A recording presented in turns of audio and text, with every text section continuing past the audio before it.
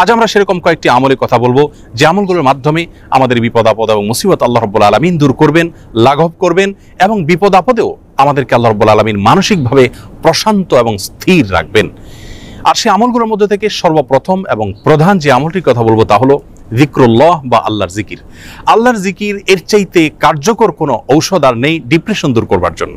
কোরআনে কারীমে আল্লাহ তাআলা বলেছেন, আলা বিযিকরিল্লাহি তাতমাইন্নুল কুলুব।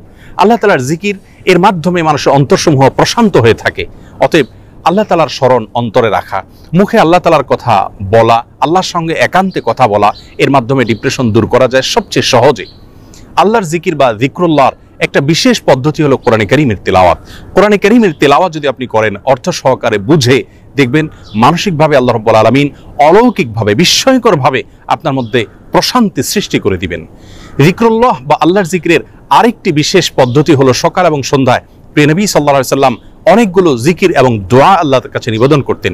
সেগুলো যদি আমরা নিয়মিত করতে পারি তাহলে সেক্ষেত্রে যিকরুল্লাহ এর মাধ্যমে দুশ্চিন্তা এবং ডিপ্রেশন থেকে বাঁচার উপায় আমরা খুঁজে পাবো ইনশাআল্লাহ বিইذনিল্লাহ। দ্বিতীয় যে আমলটির মাধ্যমে দুশ্চিন্তা এবং পেরেশানি থেকে আমরা মুক্তি লাভ করতে পারি তা হলো প্রিয় নবী সাল্লাল্লাহু আলাইহি সাল্লামের সারা জীবনের একটি গুরুত্বপূর্ণ আমল এবং স্পেশাল জিকির, যে জিকির তিনি আল্লাহ তাআলার কাছে নিবেদন করতেন তার কঠিন সময়, যখন দেয়ালে পিঠ থেকে যেত ঠিক সেই সময়।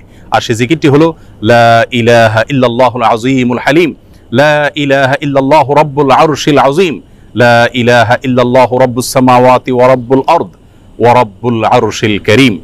এই জিকিরের মাধ্যমে আল্লাহ রাব্বুল আলামিনের একত্ববাদের স্বীকৃতি, আল্লাহর মাহাত্ম্য বর্ণনা করার মাধ্যমে আমরা দুশ্চিন্তা এবং পেরেশানি থেকে মুক্তি লাভ করতে পারবো ইনশাআল্লাহ বিইذনিল্লাহ। তৃতীয়ত যে আমলের মাধ্যমে আমাদের বিপদ আপদ এবং কঠিনতম সময়ে আল্লাহ তাআলার আশ্রয় প্রার্থনা করতে পারি, দুশ্চিন্তা থেকে মুক্তি লাভ করতে পারি, সে দোয়াটি প্রিয় নবী সাল্লাল্লাহু আলাইহি সাল্লাম সারা জীবন নিয়মিত পাঠ করতেন। আনাস রাদিয়াল্লাহু তাআলা আনহু তার 10 বছরের সেবক ছিলেন। তিনি বলেছেন, আমি নবী আলাইহিস সালামকে দেখেছি এই দোয়া সবসময় তিনি পাঠ করতেন এবং আল্লাহ তাআলার কাছে দুশ্চিন্তা এবং পেরেশানিতে আশ্রয় প্রার্থনা করতেন। আর সে দোয়াটি হলো আল্লাহুম্মা ইন্নী আউযু বিকা মিনাল হাম্মি ওয়াল হাযান ওয়াল আজজি ওয়াল কাসাল ওয়াল বুখলি ওয়াল জুবন ওয়া যালা'আদ দাইনি ওয়া গালাবাতির রিজাল। দোয়াটির অর্থ হলো আল্লাহুম্মা ইন্নী আউযু বিকা মিনাল হাম্মি ওয়াল হাযান, আল্লাহ আপনার কাছে আমি আশ্রয় প্রার্থনা করি, মুক্তি চাই পেরেশানি, দুশ্চিন্তা এবং ডিপ্রেশন থেকে, এবং ওয়াল আজজি ওয়াল কাসাল, অক্ষমতা এবং অলসতা থেকে এবং কৃপণতা থেকে, ভীরুতা থেকে আপনার কাছে আমি আশ্রয় প্রার্থনা করি, ঋণের যে চাপ প্রেশার আছে সেটি থেকে, এবং মানুষ আমার উপরে যেন চড়াও না হয় সে বিষয়ে আপনার আশ্রয় প্রার্থনা করি। চতুর্থত যে আমলের মাধ্যমে আমরা দুশ্চিন্তা, পেরেশানি এবং জীবনের কঠিন সময় আল্লাহ রাব্বুল আলামিনের স্পেশাল সাহায্য পেতে পারি তা হলো সালাত। সালাত হলো আল্লাহর সঙ্গে সংযোগ স্থাপনের সবচাইতে সহজ মাধ্যম। প্রিয় নবী সাল্লাল্লাহু আলাইহি সাল্লাম বলেছেন, সহিহ মুসলিমে বর্ণিত হয়েছে, আকরাবু মা ইয়াকুনুল আবদু মির রাব্বিহি ওয়া হুয়া সাজিদ, বান্দা যখন সিজদায় চলে যায় তখন আল্লাহর সবচাইতে নিকটতম অবস্থানে সে চলে যায়, আল্লাহর সবচেয়ে কাছাকাছি যেতে পারে।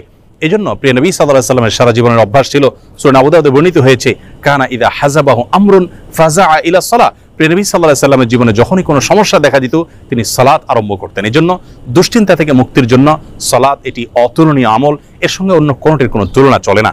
আমরা যখনই কোনো বিপদ দেখা দিবে, কোনো পেরেশানিতে আমরা ভেঙে পড়ার উপক্রম হব, তখনই সাথে সাথে ওযু করে আমরা যদি নিষিদ্ধ সময় না হয় 2 রাকাত সালাতে দাঁড়িয়ে যাব, দীর্ঘ কেরাতে, দীর্ঘ রুকুতে, দীর্ঘ সেজদায় ধীর স্থিরতার সাথে 2 রাকাত সালাত আদায় করে আল্লাহর কাছে হাত তুলে আমরা চোখের পানি ফেলে দিব। সালাতের মধ্যে দুশ্চিন্তা এবং বিপদ থেকে মুক্তি লাভের জন্য যে সালাতটি সবচেয়ে বেশি কার্যকর, এবং আমার জীবনে বারবার আমি পরীক্ষা করে দেখেছি যে এর মাধ্যমে আল্লাহ রাব্বুল আলামিন অলৌকিকভাবে, বিস্ময়করভাবে দুশ্চিন্তা থেকে মুক্তি দান করে থাকেন, তা হলো তাহাজ্জুদের সালাত। ভোর রাতে যখন আপনি সবাই ঘুমিয়ে থাকবে তখন উঠে 2 রাকাত সালাতে দাঁড়িয়ে যাবেন ওযু করে, এবং দীর্ঘ সময় নিয়ে ধীরস্থিরতার সাথে কায়মন বাক্যে আল্লাহ তাআলার কাছে সালাত নিবেদন করবেন। সালাতের পরে যখন 2 হাত তুলে আপনি প্রার্থনা করবেন, ঝরঝর করে চোখের পানি আপনার চলে আসবে, আল্লাহর সঙ্গে একান্তে কথা বলবেন, আপনি নির্ভর ফিল করবেন, দুশ্চিন্তা থেকে মুক্তি লাভ করবেন ইনশাআল্লাহ বিইذনিল্লাহ। অতএব দুশ্চিন্তা থেকে মুক্তি লাভের জন্য এই সালাতের আমলটিকে সবচেয়ে বেশি গুরুত্বের সাথে আমাদের করার চেষ্টা করতে হবে। 5 নম্বর যে আমলটির মাধ্যমে আমরা বিপদ আপদ এবং কঠিন সময় আল্লাহ তাআলা আশ্রয় প্রার্থনা করতে পারি তা হলো ইস্তেগফার। ইস্তেগফার এমন একটি বিষয় যে কোনো বর্ণনায় বর্ণিত হয়েছে, নবী আলাইহিস সালাম বলেছেন, মান লাজিমাল ইস্তেগফার, যে ব্যক্তি ইস্তেগফারকে নিজের জন্য অবধারিত করে নেয়, অপরিহার্য করে নেয়, নিয়মিত ইস্তেগফার করতেই থাকে, আল্লাহ রাব্বুল আলামিন তার সমস্ত পেরেশানি থেকে মুক্তির পথ তার জন্য সহজ করে দেন এবং বের করে দেন। এবং কোরআনে কারীমে আল্লাহ তাআলা বলেছেন, ওয়া মা কানা আল্লাহু মুআযযিবাহুম ওয়া হুম ইস্তাগফিরুন, যেই মানুষেরা ইস্তেগফারের মধ্যে রত থাকে আল্লাহর আযাব তাদের প্রতি আসে না।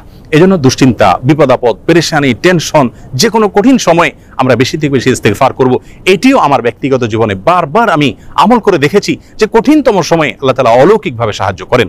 6 নম্বর আমল হলো নবী করিম সাল্লাল্লাহু আলাইহি ওয়াসাল্লামের প্রতি দুরূদ প্রেরণ করা। দুরূদের আমলটির মাধ্যমে আল্লাহ রাব্বুল আলামিন মানুষের অন্তরকে প্রশান্ত করে থাকেন, স্থির করে থাকেন, অন্তরে পেরেশানি দূর করে থাকেন, বিপদ আপদ এবং মুসিবত থেকে আল্লাহ তাআলা মুক্তি দান করে থাকেন। 7 নম্বর এবং সর্বশেষ যে আমলটি কথা বলবো তা হলো সাদাকা, দান সাদকা।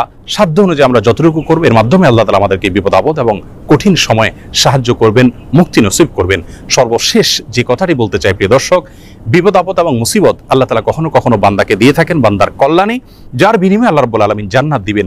দুনিয়াতে যদি সারা জীবন আমরা কষ্ট করি, বিপদে থাকি, মুসিবতে থাকি, আর এর বিপরীতে যদি চিরকালের জন্য, অনন্ত অসীমকালের জন্য জান্নাত আমার হয়ে যায়, তাহলে এটা কিন্তু আমার লাভজনক বিনিয়োগ হলো।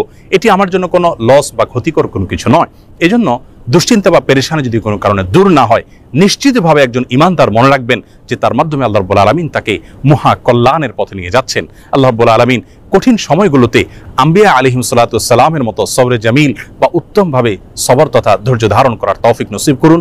সকল বিপদ আপদ, সকল দুশ্চিন্তা এবং পেরেশানি থেকে আমাদের সকলকে মুক্তি নসিব করুন।